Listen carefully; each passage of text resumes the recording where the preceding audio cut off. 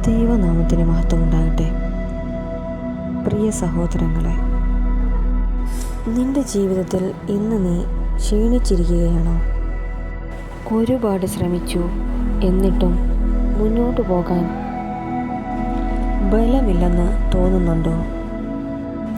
ജീവിതം ചിലപ്പോൾ നമ്മളെ തളർത്തും. പ്രശ്നങ്ങൾ, നിരാശകൾ, പരാജയങ്ങൾ.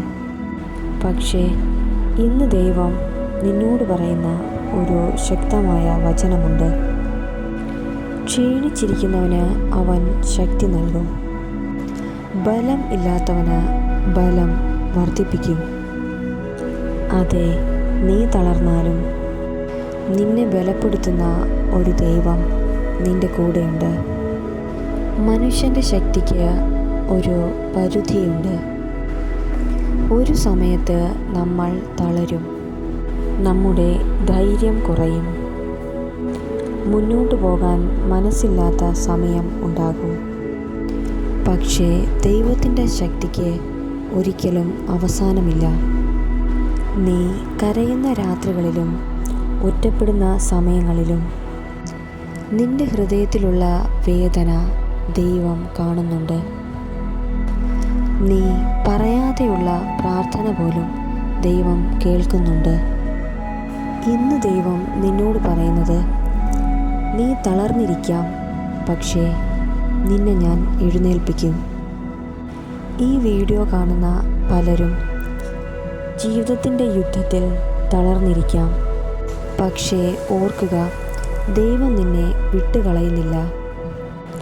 ദൈവത്തിൻ്റെ ശക്തി നിന്റെ ജീവിതത്തിൽ വന്നാൽ തളർന്നിരിക്കുന്ന നീ വീണ്ടും ഉയരും. കാറ്റിനെതിരെ പറക്കുന്ന കഴുകനെ പോലെ ദൈവം നിന്നെ ഉയർത്തും. ഈ സമയം നീ എവിടെയായിരുന്നാലും ആയിരിക്കുന്നയിടത്ത് ഇരുന്നു കൊണ്ട് ദൈവത്തോട് ഇങ്ങനെ പറയൂ: ദൈവമേ, ഞാൻ ക്ഷീണിച്ചിരിക്കുന്നു, എനിക്ക് ബലം അവിടുന്ന് നൽകണമേ, പുതിയ ശക്തി അവിടുന്ന് തരയണമേ. സഹോദരങ്ങളെ, ഉറപ്പായും ദൈവം നിന്നെ ബലപ്പെടുത്തും. ദൈവം നിനക്ക് ധൈര്യം നൽകും. നിനക്ക് വീണ്ടും മുന്നോട്ട് പോകാൻ ശക്തി നൽകും. നിന്നെ വീണിടത്ത് നിന്ന് തന്നെ ഉയർത്തും. പ്രിയമുള്ളവരെ, ഇന്ന് നീ പല സാഹചര്യങ്ങളിലും ജീവിതത്തിൻ്റെ യുദ്ധത്തിൽ ക്ഷീണിച്ചിരിക്കാം. പക്ഷേ ഇത് നിന്റെ കഥയുടെ അവസാനമല്ല. ദൈവത്തിൻ്റെ ശക്തി നിന്റെ ജീവിതത്തിൽ വരുമ്പോൾ നിന്റെ ജീവിതം മാറും, നിന്റെ സാഹചര്യങ്ങൾ മാറും, നിന്റെ വെല്ലുവിളികൾ മാറും. ഈ വചനം നീ എപ്പോഴും പറയുക: ക്ഷീണിച്ചിരിക്കുന്നവന് അവൻ ശക്തി നൽകും, ബലമില്ലാത്തവന് ബലം വർദ്ധിപ്പിക്കും.